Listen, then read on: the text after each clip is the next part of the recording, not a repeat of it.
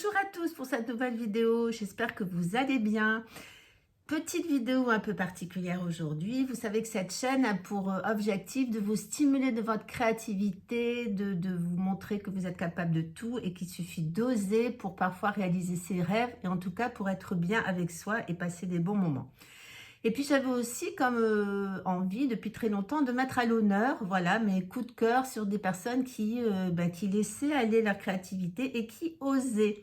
Donc c'est une première aujourd'hui et aujourd'hui je vais partir à la rencontre et donc vous proposer de découvrir une jeune auteure. Voilà, une jeune auteure qui a osé pendant le confinement. Je crois que le confinement a été le moment pour beaucoup d'être créatif et d'oser faire les choses. Il fallait bien qu'on s'occupe. Donc finalement, il y en a beaucoup qui en ont tiré profit. Et donc cette jeune auteure qui s'appelle Sylvia a osé écrire un livre et a osé aller jusqu'au bout. Et il se trouve que ce livre a été édité. Le voilà. Et que je suis en train de le lire et que je me régale. Voilà, il reste juste ça. Donc, nous allons partir à la rencontre de Sylvia, voilà, ou de Marion en fait, parce que le livre s'appelle Marion entre deux mondes, pour aller partager avec elle son élan créatif et ce qui l'a poussée à oser et comment elle se sent. Voilà, donc j'avais pas envie de faire cette vidéo à l'atelier parce que ce livre nous fait rentrer dans plusieurs mondes. Voilà, le titre dit bien ce qu'il en est, Marion entre deux mondes. Donc j'avais envie de partir sur le perron d'une maison, voilà, qui est peut-être la maison. Bon, je vous en dis pas plus. Voilà, je vous retrouve donc tout à l'heure. Je vais partir à la rencontre de Sylvia ou de Marion. À tout de suite. Voilà, je vais donc aller à la rencontre de Sylvia ou de Marion. Et j'avais vraiment envie d'être dans la nature et de vous faire découvrir ces magnifiques arbres pour aller à sa rencontre. Car si vous lisez le livre, vous comprendrez un peu le pourquoi du comment. Vous apercevez là-bas une maison. Est-ce la maison de Marion? Qui sait? Ce qu'il y a de merveilleux dans les livres, c'est que ça laisse l'imaginaire naviguer et chacun peut dessiner sa propre maison. Voilà, je pense que Sylvia nous attend là-bas, sur le perron. Voyons voir, oui, elle est là. On va se retrouver tout de suite avec elle pour pouvoir partager de cette force créatrice et de ce livre Marion entre deux mondes qui est une première expérience pour elle. Nous voilà. Bonjour Sylvia. Comment ça va? Bien. Bon, écoute, on va partager un petit moment donc pour que tu nous parles de cette fabuleuse aventure que tu as décidé de vivre et puis qui n'est peut-être qu'un début. Nous voilà donc avec Sylvia pour commencer ce petit entretien sympathique pour qu'elle nous parle donc de son roman, voilà, et puis de ce qui l'a poussé à laisser vivre cette force créatrice qui l'anime. Sylvia, c'est à toi. Raconte-nous un peu cette belle aventure. Eh ben, j'avais envie d'écrire depuis toujours et je n'ai pas osé, j'avais pas le temps. Et puis comme vous le savez, nous avons vécu le confinement et où j'étais un peu en colère, un peu décontenancée par tout ce qu'on pouvait vivre. Et là, j'ai dit, il faut que je m'occupe, donc j'ai commencé à écrire, chose que j'avais envie de faire depuis tellement longtemps. Et puis dès que j'ai commencé, ça ne s'arrêtait plus. Voilà, j'étais dépassée par l'histoire, les personnages, les événements et j'avais envie à chaque fois, chaque jour d'y retourner et ça a commencé comme ça, voilà, tout simplement. C'était un rendez-vous en fait. C'était presque un rendez-vous et j'avais 53 ans à l'époque et il était plus que temps de commencer effectivement à écrire et à devenir cette auteure, cette autrice que je rêvais de devenir, alors sans être un écrivain de grande envergure, simplement oser écrire en fait, oser écrire une histoire, ça a commencé comme ça. En fait, tu as osé réaliser ce que tu avais envie depuis toujours, oui, et que tu étais faisais pas depuis, en fait. Depuis très longtemps. Ouais. Voilà, je me mettais des barrières tout le temps. Alors lesquelles par exemple, c'est intéressant? Les barrières, c'est-à-dire je n'avais pas assez de talent, tout simplement. Il fallait aussi une histoire.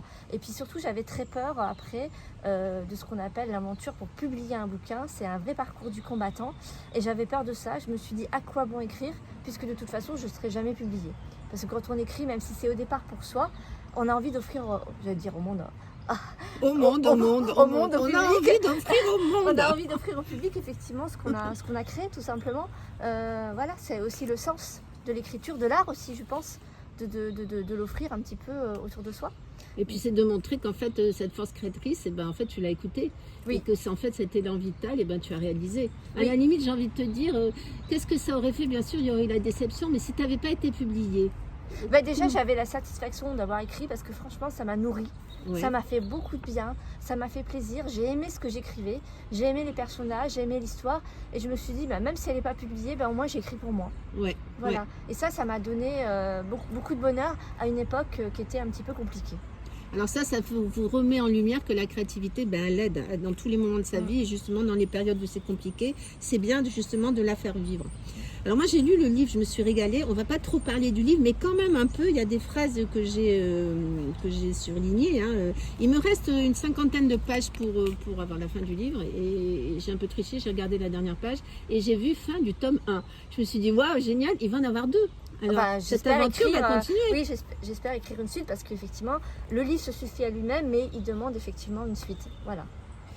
Donc tu as mis, donc c'est une fiction, mais enfin une fiction, moi qui te connais un peu quand même, en fait on te retrouve. Bien sûr. Donc on donne toujours un peu de soi dans ce qu'on fait, bien sûr. Donc en fait il y a cette mise à nu quand même. Oui. Donc comment tu la vis Alors c'est vrai que quand on écrit, on pense pas qu'on va être visible.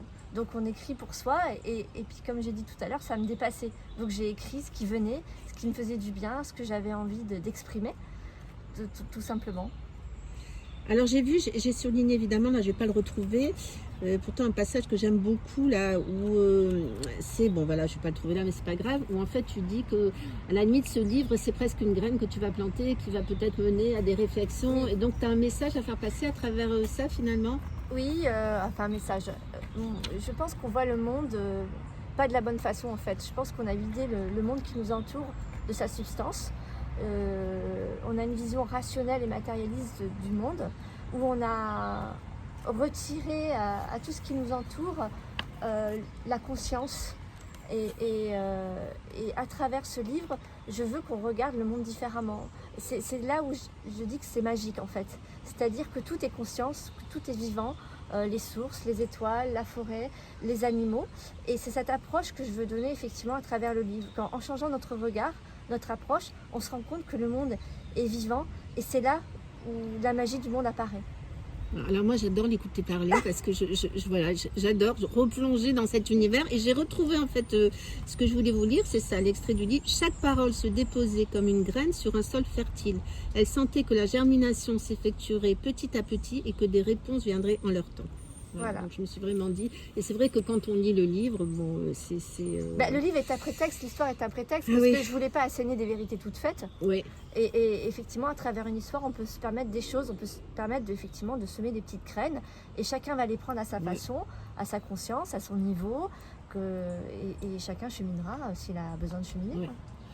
Donc vous voyez en fait, moi je suis hyper heureuse d'abord de faire cette vidéo, la première comme ça, parce que c'était vraiment ce que je voulais faire et c'est de mettre en lumière, voilà. Alors là c'est Sylvia, je sais pas si je mets en lumière Sylvia ou Marion, voilà, je vous l'ai dit depuis tout à l'heure parce que en fait les deux font qu'une, mais vous verrez, voilà, c'est la même chose et c'est vraiment la joie. Moi je te vois en joie et d'avoir osé et surtout, en fait c'est d'avoir osé faire ce que tu avais envie de faire. Oser. Et puis finalement, alors. Comme je te l'ai dit souvent, ça me met en joie. Aussi, d'être visible, c'est un petit peu gênant parce que j'ai pas l'habitude. Il y a peut-être un problème de légitimité, toujours un petit peu. Et aussi, ce que je voulais dire, c'est que à partir du moment où j'ai écrit ce livre, il y a une magie qui s'est opérée aussi, parce que comme je vous l'ai dit tout à l'heure, il y avait une peur d'être édité. Et j'ai mis 2 ans à écrire ce bouquin et j'ai fini un peu l'année dernière et je me suis dit maintenant c'est l'étape de publication. Alors là ça me faisait beaucoup peur, alors j'ai beaucoup cherché, j'ai envoyé le script, enfin voilà, à beaucoup de maisons d'édition. Certains n'ont pas encore répondu, d'autres oui, et puis soudain la magie s'est opérée. C'est marrant de parler de magie parce que c'est les éditions de l'Écritoire, c'est Alexandre Jardin, l'écrivain, qui a créé cette maison d'édition, cette plateforme pour les nouveaux auteurs, pour les aider à publier. Et lui, il a écrit récemment un livre sur les magiciens, justement. Lui, c'est mon magicien et c'est un livre sur la magie. Et grâce à ça, j'ai pu publier mon bouquin. Voilà, donc avec quelques petites imperfections, mais j'ai réussi quand même cette étape et ça a été beaucoup plus, entre guillemets, pas dire facile, mais ça a été plus fluide que je l'aurais cru. Donc finalement, il faut faire confiance, on a toujours peur, mais après les étapes s'enchaînent petit à petit et finalement, quand c'est juste, tout se dénoue et j'ai réussi à publier, voilà. Voilà la belle aventure, voilà la belle aventure que je voulais vous proposer. Donc ce livre alors pour moi, parce que voilà c'est personnel, moi j'adore. Voilà, je rentre dans l'histoire et c'est une histoire où on se retrouve. Où finalement, moi je trouve qu'il y a plus que deux mondes. Il y a plusieurs mondes. Ah bah oui. Voilà, il y a plusieurs mondes et c'est facile à lire, tout en lançant plein de pistes de réflexion, en ouvrant plein de chemins de connaissances et puis voilà. En tout cas, j'espère que ce que vous avez compris, c'est qu'elle a osé, elle a écouté sa force créatrice, elle l'a mis en puissance et en fait, ça a donné ça. Alors, si vous avez envie d'écrire, si vous avez envie de chanter, si vous avez envie de faire quoi que ce soit, le but, c'est de commencer, d'oser. Et puis après, vous verrez ce qui se passe. À la limite, j'ai envie de dire, ce qui se passe, c'est le cadeau, en plus. Oui. Voilà, c'est qu'en fait, Ouais. de toute manière, se faire plaisir à soi, oser, puis lancer l'intention.